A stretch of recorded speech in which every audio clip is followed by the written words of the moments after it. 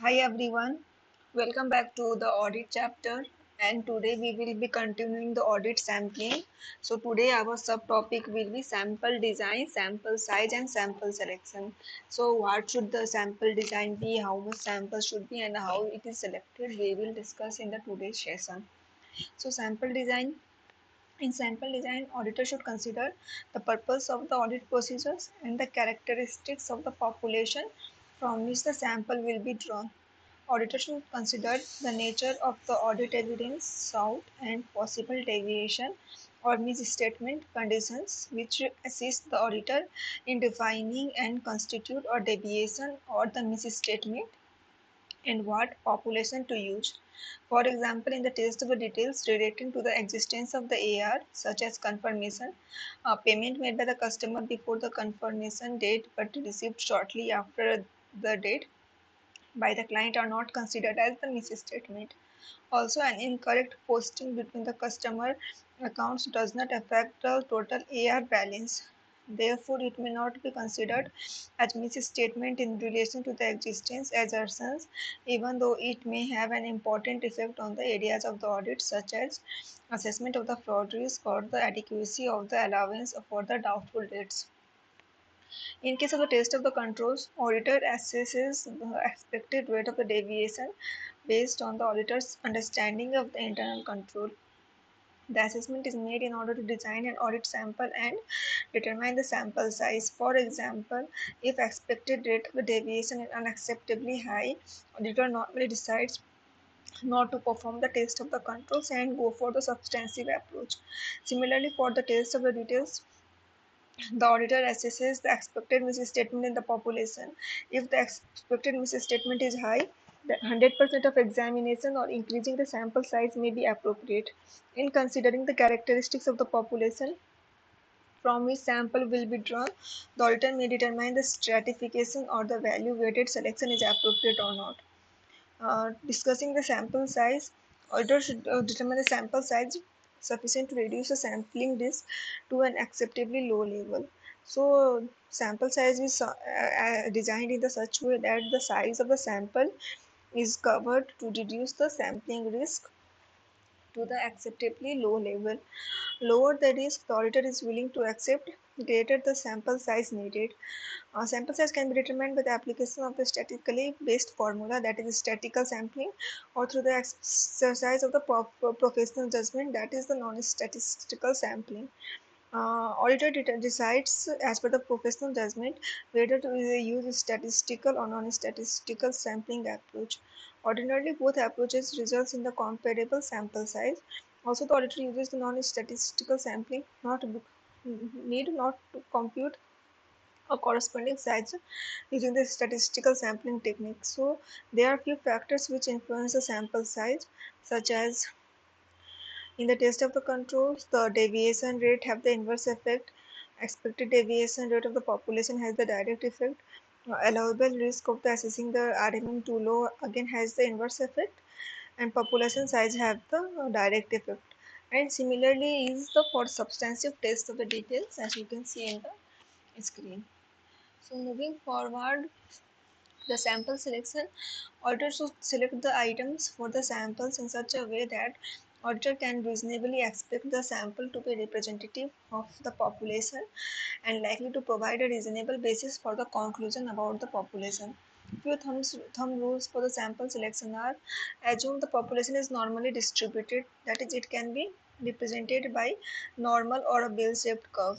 If the sample is randomly selected and is large enough, the sample is likely to be representative of the population, that is, have the same statistical characteristics as the underlying population. Samples have to be unrestricted and randomly selected so that auditor's projection of the sample results of the population have the mathematical validity. Every item in the population must have absolutely equal chance of being selected, and it cannot use bias in deciding the selection of the sample, and also cannot use the substitutes. Sampling methodology that may be followed to select a sample, except for the haphazard sampling, which is non-statistical sampling technique. Other methods are applicable for both statistical and non-statistical sampling. So, simple random approach is the random sample is selected by the matching random numbers generated by the computer software or a random number table. Similarly, systematic sampling start from a random starting point and systematically select every nth item. So if n is equal to 90, while selecting the vouchers, auditor may start with a random number which is between 0 to 90 with both inclusive and then systematically select the rest of the sample, which would be anyone depending on the random selection that has been selected. Similarly, haphazard sampling is applicable only for a non-statistical sampling. It attempts to approximate a random selection by the selecting the sample without any conscious biasness. Similarly, prox sample, or also called as cluster sampling, is the something where population comprises contiguous units, that is the blocks, and the sample of such blocks are selected for the testing. Though this model is easy, possible that it is this possibility that the selected sample may not be the representative, so it is a less desirable method. Rule 2.2 is the standard deviation is a measure of the variability. That is, it ranges value the range value within the population. Therefore, if the standard deviation is high, sample needs to be increased. So, depending upon the deviation, it needs to be increased and decreased. Now, moving forward, performing the audit procedures and to evaluate the sample results. So, performing audit procedures on the each item selected. If the audit procedure is not applicable to the selected item, the auditor should perform the procedure on the replacement item. For example, the voided check selected while testing for the evidence of the payment authorization. If the auditor is satisfied that the check has been properly voided such that it does not constitute a deviation, an appropriately chosen replacement is examined. If auditor is unable to apply the audit procedures to the selected item, the auditor should treat that item as a deviation in the internal control or the misstatement. Also, auditor needs to consider the implication of the risk to the fraud risk assessment. For example, if auditor may not be able to apply the audit procedures to the selected sample items because of the entity was unable to locate the supporting documentation. However, it may be okay if the auditor was able to apply the suitable alternative procedures. For example, the AR positive confirmation, where no reply is received, auditor may examine such a subsequent cash receipts. Nature and the cause of the deviation or the misstatement. Auditor should investigate the nature and the cause of the any deviations or the misstatements that has been identified and evaluate their possible effect on the purpose of the audit procedures and the other areas of the audit. In analyzing the deviations or the misstatement identified, auditor may observe that many have a common features. In such cases, auditor may decide to identify all the items in the population that possess the common feature and also extend the audit procedures to those items. Also, such deviations or misstatement may be intentional and indicate a possibility of the fraud. While evaluating the misstatement, auditors may request the management to examine the class of the transactions, account balance, or disclosures in order to for the management to understand the cause of the misstatement identified by the auditor. Also, auditor should perform the procedures to determine the amount of the actual misstatement and make appropriate adjustment to the financial statement. In addition to the evaluation of the frequency and the amounts of the misstatement, auditors must consider the qualitative aspect of the misstatement, which include the nature and the cause of the misstatement, such as whether they are due to fraud or error, and discovery of the fraud would require the broader consideration of the possible implications. Also, the possible relationship of the misstatement to the other phases of the audit may be considered in this case. Now again moving forward, the projecting the sample results.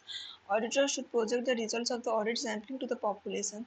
For the test of the controls, the sample deviation rate is also projected deviation rate for the population as a whole. For the test of the details, auditor is required to project the misstatement observed in an audit sample to the population in order to obtain the likely misstatement. Due to sampling risk, the projection may not be sufficient to determine the amount to be recorded. Evaluating the sample results, the auditor should evaluate the results of the samples, including the sampling base. For the test of the controls, unexpectedly high sample deviation rate may lead to the increase in the assessment of RMM. For test of the details, unexpectedly high misstatement in the sample may lead to the auditor to believe that the class of the transaction or account balance is materially misstated. Considering the results of the other audit procedures helps the auditor that the risk that actual misstatement in the population exists tolerable misstatements such that risk may be reduced if the additional unity additional audit evidence is obtained. The projected misstatement is the auditor's best estimate of the misstatement in the population, and as it approaches or exceeds the tolerable misstatement, the more likely the actual misstatement in the population exceeds the tolerable misstatement. Also, if the projected misstatement is greater than the auditor's expectation of the misstatement used to determine the sample size, the auditor may conclude that there is an unacceptable sampling risk. Whether the use of the audit sampling has been provided or a reasonable basis of conclusion about the population that has been tested. If not, the auditor may modify the NET of the relevant audit procedures to best achieve the required assurance and request the management to investigate the misstatement that have been identified and potential for the further misstatement to make the necessary adjustment. So this was all about the audit sampling that we discussed today. We will discuss next topic in the further chapter. Let me know if you have any queries in the comment section, and I will help you to resolve out. Thank you and bye.